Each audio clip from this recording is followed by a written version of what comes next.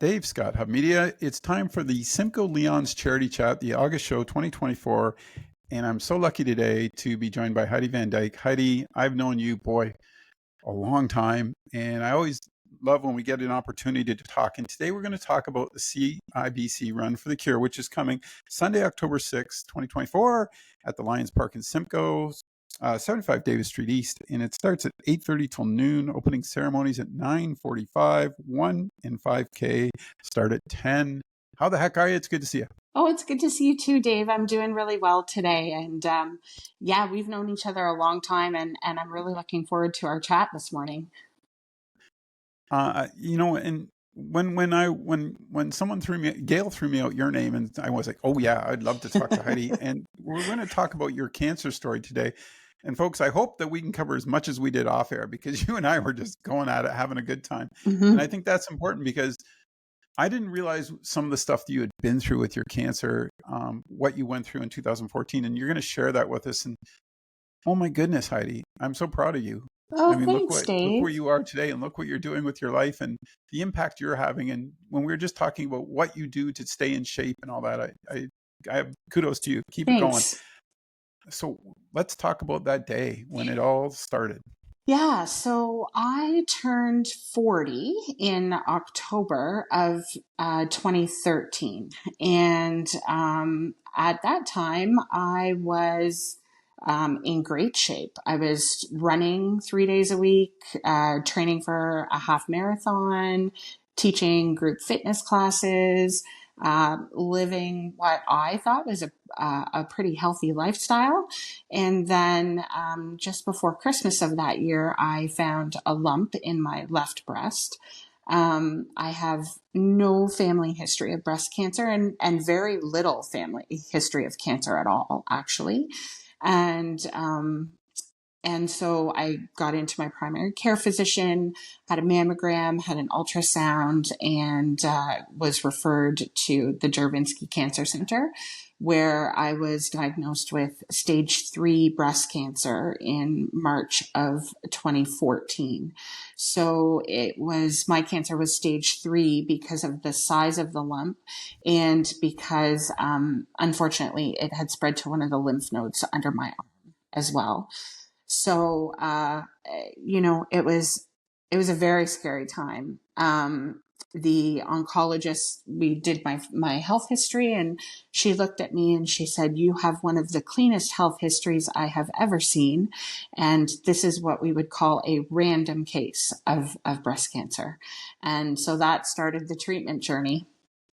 Can I ask, and this is totally up to you to answer or not, what was that moment like when you found out that information? Like, I mean, how did you react? How did you feel?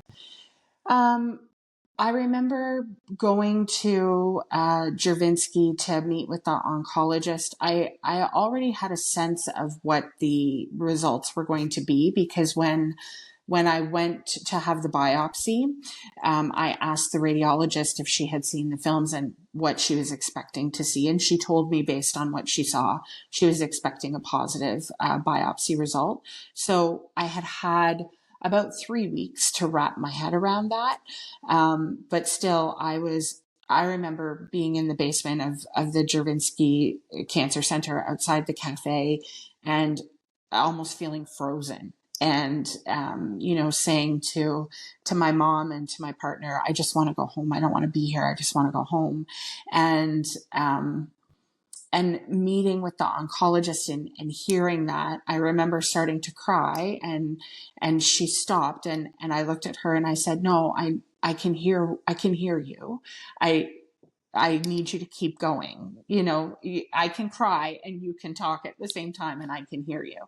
And at that point, I had to make a decision. I needed to decide that I was going to do this, and I was going to continue taking one step forward at a time through this until I was 5 minutes on the other side of it. So there are two big mantras that I use in my life. particularly in very difficult times. One is that everything has a beginning, it has a middle, and it has an end.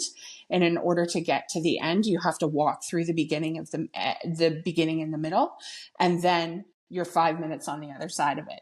So in order to be 5 minutes on the other side of it, I had to make the decision to start walking through the beginning and the middle in order to get through the end. My mother-in-law years ago, my first visit to Juravinski, she was going in for cancer treatments. And when you said that about frozen, I just remember a yellow line and people waiting behind it. These folks already knew they had cancer. They were waiting to see a doctor and oncologist. I don't know. But it stopped me dead. Like, I'm like, I don't know if I would be yelling and screaming at that point, right? Like, I mean, this is your life, right? And I mean, you're a very level-headed person, but I mean, that just must have, like you said, it knocked you down. But I'm sure, like you said, the beginning, middle, and end, those treatments, you knew that, you hope you can get through it. So let's step up. Like, when you start the treatments, how are you dealing with it mentally and physically? Talk about, sort of how you're dealing with it. Sure. For sure, there were times in the treatment journey, and still now, where it's very frightening and it's sheer panic. I was told that I had a disease that many, many people die from. And I was 40 years old and and still have a whole lot of living left to do. So, there's sheer panic about that. I really I have a strong meditation practice. And so I really used my meditation practice throughout the cancer treatment to keep myself grounded and to work with my body to heal. So I was sharing before we went on air that my sister gave me guidance at the beginning of the journey and said, Heidi, can you please not try to muscle through this the way you muscle through everything else? Can you just slow down and work with your body gently to heal? And so I really incorporated a meditation practice throughout my treatment in order to manage the anxiety around it and the sheer panic at times, and also to try to create an environment where my body could accept the treatment that was being given to me and do what it needed to do to heal from the cancer. Wow. I love that advice, because you always hear the fight, right? But she's right. Like, your sister's right. Really, you want to take that other approach because you need to do that. You explained to me too off air about the meditation and sort of thinking about your cancer. And can you explain that to the folks? Because when you were telling me the treatments you had, and I want you to share that with the folks, and sort of that mental philosophy you had going in, I was like, wow, like, I was impressed. I was just, you thought that through. So explain that. Yeah. So my course of treatment was an aggressive course of treatment. I started with 8 rounds of chemotherapy, and that was 2 different drugs every other week. So it was a total of 16 weeks. The first drug is for the first 4 treatments, and then the second drug is for the second 4. And each of those drugs have different side effects to them. So the first drug, the fatigue is present throughout. The first drug has more nausea related to it. The second drug has more body pain. So sometimes my legs would feel like I was having shin splints and Charlie horses at the exact same time. And then throughout the chemo part, you're taking a medication to boost your immune system back up. So I used to call it my white cell booster, so that it lowered the risk of infection. And of course, I lost all of my hair. So and at the time, I was working and continue to work in a very public job.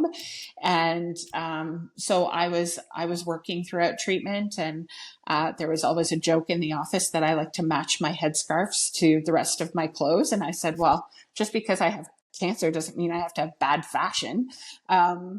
So after that was chemo, and then I had a double mastectomy. so the surgery was a double mastectomy, with a 6 month recovery, or 6 weeks recovery after that, 20 rounds of radiation. And then I had an IV treatment, 14 rounds of a drug called Herceptin. So that total time frame was about 14 to 16 months. So just shy of a year and a half. And then for the first 8 years after that, I continued to take medications to adjust my hormone levels, because the breast cancer that I had was hormone positive. So because of my age, I needed to be on this medication afterwards. So that was the treatment journey for me. And I was just discharged from the Jurvinski Cancer Center last spring. So I'm now officially in remission, 10 years out, which is very exciting. Very excited about that. And then you asked me about how I used meditation through the treatment. So there was a very specific meditation and visualization that I did. After I was diagnosed, I visualized the tumor that was in my breast.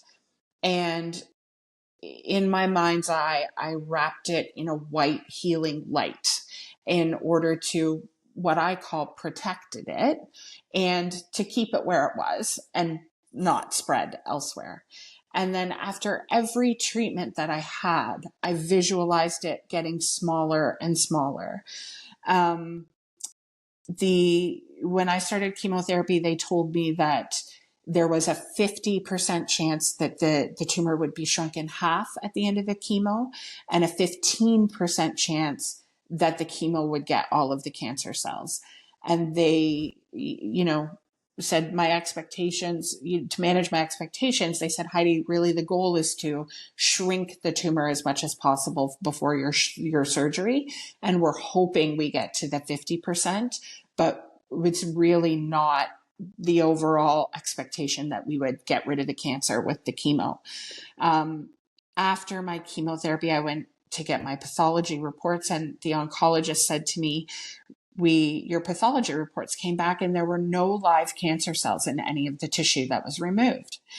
And I looked shocked, and he said, Heidi, did you hear what I said? Like, do you understand what I'm saying? Because usually I was full of questions and full of discussion. I was one of those patients that wanted to know it all.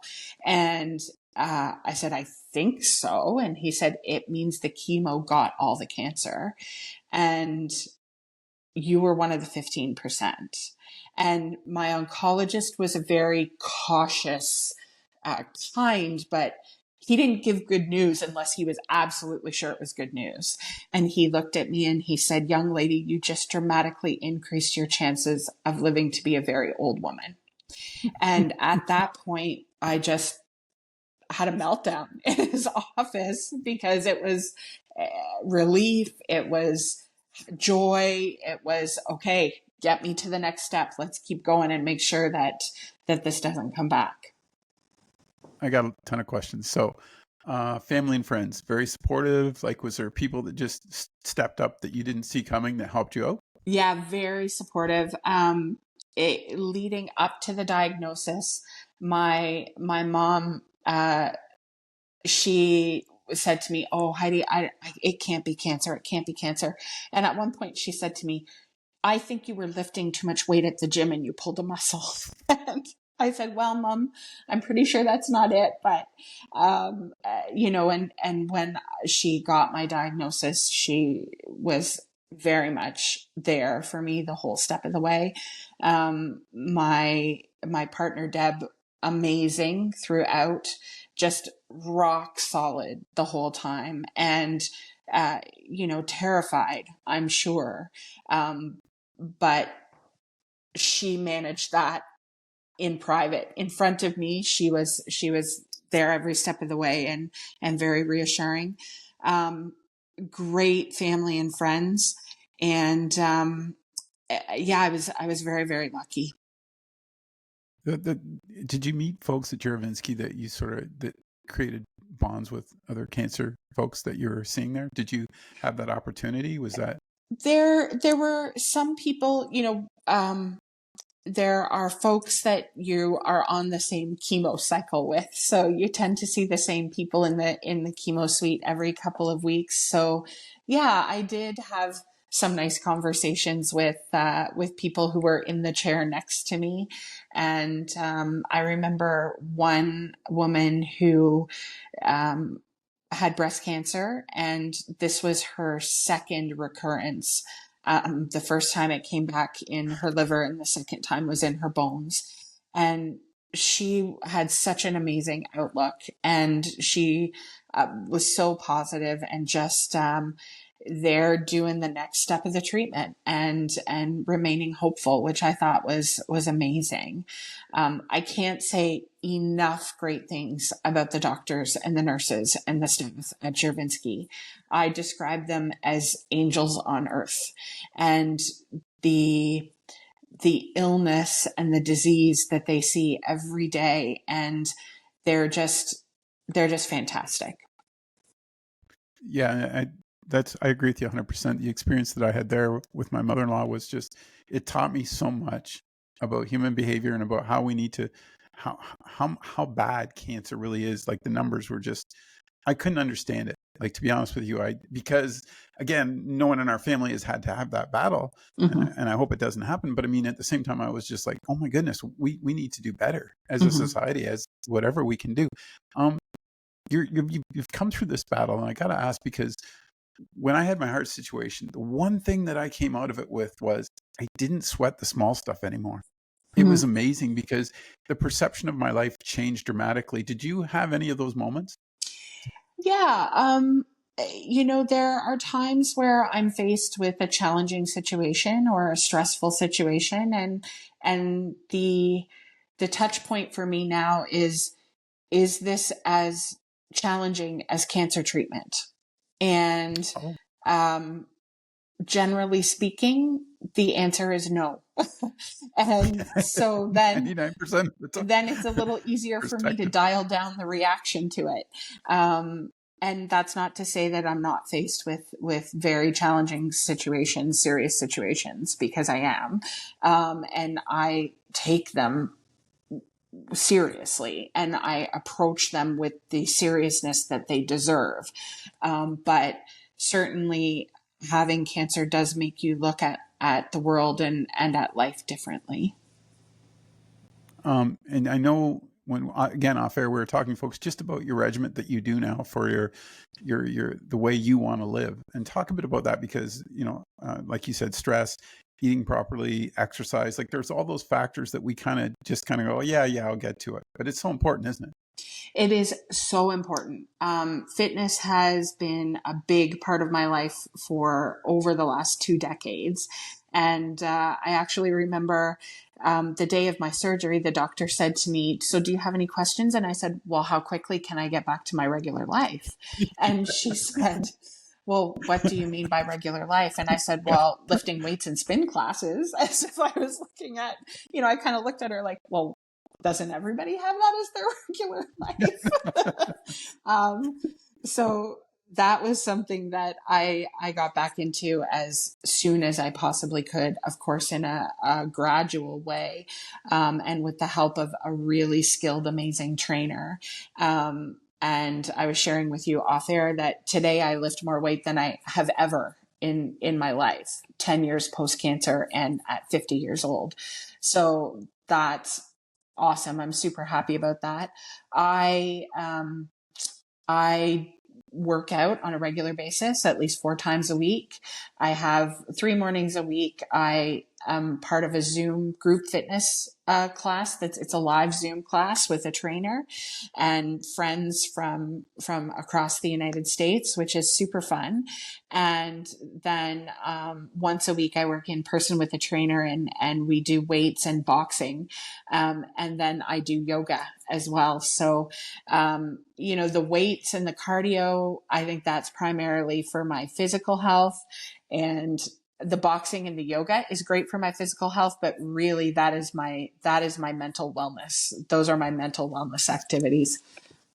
That was my next question, because I think that's the other part of this equation. When you said you were doing meditation, and it really struck me as how much that probably helped you. Like, and I think a lot of people may not turn that way, and that's fine. They should do what they feel is necessary. But if you don't mind just addressing that, because I do think that's something that we need to talk more about in society. Mm-hmm. So for me, I use meditation in order to keep my base level of stress and anxiety as low as possible, so that in those high stress situations, I have lots of room to move. So I try not to be somebody who is flying 5 feet off the ground all day, every day, because then when a stressful situation hits, if I'm already at a 7 out of 10, there's not a lot of wiggle room there. So I really have a regular practice to keep my base level of stress down as low as I possibly can, so that when I'm facing external stressors, one, I can react rationally and appropriately. And two, it's not taxing my body any more than it needs to. Because for me, that's super important. And I know you and I laugh a lot when we're off air, but I mean, a sense of humor goes a long way, doesn't it? Oh, for sure In it these does. scenarios, because For sure if it you can does. laugh, oh boy, it just takes away all that level of intensity. It seems right away. Oh, Um, yeah. it's it's the 25th anniversary. You were telling me, hey, It talk a bit about the Run for the is. Cure. Yeah, So this is we in Simcoe. So I think that the National Run for the Cure started 27 years ago, but in Simcoe, one of our run committee members, who is a legend and amazing, Gail Catherwood, she brought the Run for the Cure to Simcoe 25 years ago. So this is our 25th run. that's pretty cool. Can you talk a bit about to our participant of hope? Can you explain that to Yes. the folks? Yes, so we encourage people who are living with breast cancer, who are breast cancer survivors, who have metastatic breast cancer, living with metastatic breast cancer, and who are at have a genetic risk of developing breast cancer, to register as a participant of hope. And we have our participant of hope lounge at the run, and so that's an opportunity for our participants of hope to connect with each other, to share experiences, to build community. We honor our participants of hope with a pink t-shirt. So I remember the first year I've participated in, I think, 20 out of 25 of the runs. And I remember the first year that I shifted from wearing a white shirt to a pink shirt. And that was a pretty powerful moment. It's our participants of hope we are an incredibly strong, special group of people, if I do say so myself. And so I really encourage people to, if you're participating in the run and you are a participant of hope, to identify as such, because we are there for you. That's pretty cool. In the website, you can go to CIBC Run for the Cure or support.cancer.ca. That's another way to get there. On average, 84 Canadian women every day are diagnosed with breast cancer. What advice would you give? I think it's incredibly important to know your body and to know how your body works, and when you feel well and when you don't. And if something is going on that doesn't feel right, or that you're not feeling well, that you need to trust that instinct. And as scary as it is to take that brave step forward, to go see your doctor and have it checked out. Because cancer, there are treatments available. And for many, many people, the treatments work very well. They're good treatments. It's hard treatment. But you need to take that step forward to get it checked out and to get a diagnosis. It's incredible. Like when I was doing the research for today's show, I mean, 30,500 women in 2024 will be diagnosed with breast cancer. Folks, you got to get out there and enjoy the CIBC Run for the Cure and help out where you can. And it's critical because everybody knows somebody in today's world, right? That's Hmm. battled this, and it's critical that we all sort of help out where we can. For sure. It's a fun event. It's a great event. I encourage everybody to participate in whatever way you can. Walk, run, come do the warm up with us, or donate to someone who's participating. And the nice part is that you have the 1K or the 5K. So folks, it's your choice. Do what you feel up to, Absolutely. right? Absolutely. And Cool. if you take 2 steps out and 2 steps back, then you've done the run. And you've helped somebody, which is the critical point. For sure. Thanks for doing this. Lots of great information today. This has been, I was really looking forward to this. We've been touching base for about a month trying to get this organized. But thank you for taking the time. I know you're extremely busy. Keep up the great work at Norfolk County, and take care. Right? Thanks, Dave. It's great to talk to you today.